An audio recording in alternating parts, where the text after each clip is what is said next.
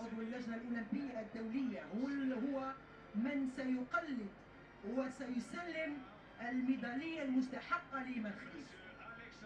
وأيضا مستر ألكسندر ستولز هو الآخر عضو اللجنة الأولمبية الدولية سيسلمان الميدالية لإيمان خليف. الميدالية البرونزية تقاسمتها وتوجت بها الملاكمتين التايلاندية يانجايم سوانافينغ من تايوان، وأيضا من شان نيانشين من تيبي الصينية أو تايبي الصينية، هي مدينة قرب أو بلد قرب تايوان. هذه هي الميداليات أو الميداليتان البرونزيتان من نصيب قلت يانجاين وشان نيانشين. شوف الفرحة كبيرة جدا، قلت حتى لو تغير المعدن. المهم أنك تصنع أو تصعد على منصة التتويج. فما بالكم الذهب الأولمبي، فما بالكم الذهب الأولمبي، فما بالكم أن يكون فعلا الذهب هو من يرصع صدر الملاكمة الجزائرية إيمان خليف.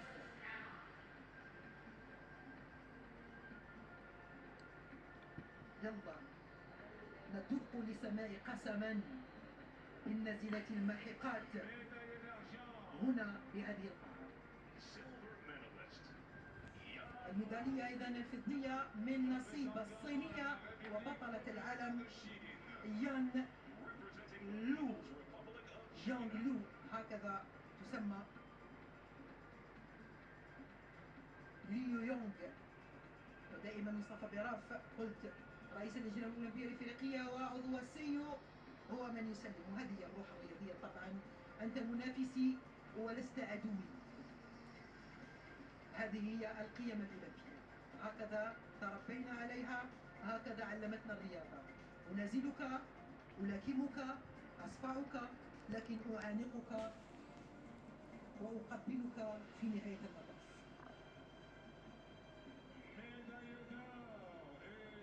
البطلة الأولمبية الجزائرية إيمان خليف. الجزائر، شوفوا الرايات، شوفوا المساندة. يا الله على دموعك الغالية يا إيمان، يا الله عليك يا إيمان. شوف لما يكون مواطنك، شوف لما تكون الجزائر، شوف كيفاش. شوفوا هذه اللحظات، شوفوا هذه اللحظات فقط. برافو إيمان، برافو إيمان، كفيتي ووفيتي وقلت أتعبت من بعدك يا ابنة الشهداء. منه للأعلى، منه للأعلى نتمناه لك ولكل التمثيل الجزائري.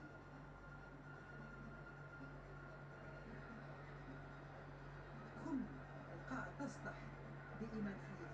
نستمع للنشيد الوطني الجزائري قسما. أرغمت الجميع على القيام لنشيد قسما.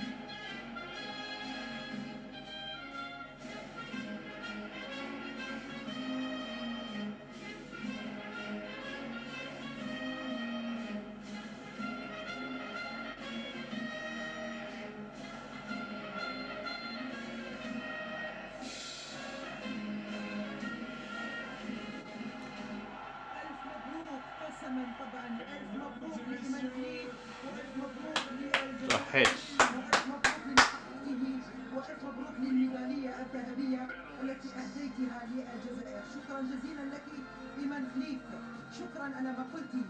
رئيس الجمهورية السيد عبد المجيد تبون وبتدوينة على تويتر وعلى منصة إكس قال لك: كلنا فخر واعتزاز بك أيتها البطلة الأولمبية إيمان.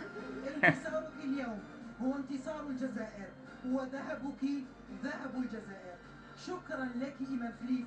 تحيا الجزائر، تحيا الجزائر، تحيا الدولة الجزائرية، تحيا كل ما هو جزائري، تحيا إيمان خليف، وتحيا كل من كان معنا ومن ساند إيمان خليف ومن كان وراء تحقيق هذا الذهب. شكرا جزيلا لك يا ابنة الجزائر ويا ابنة شهداء الجزائر وشهداء أو 1.5 مليون شهيد. شكرا.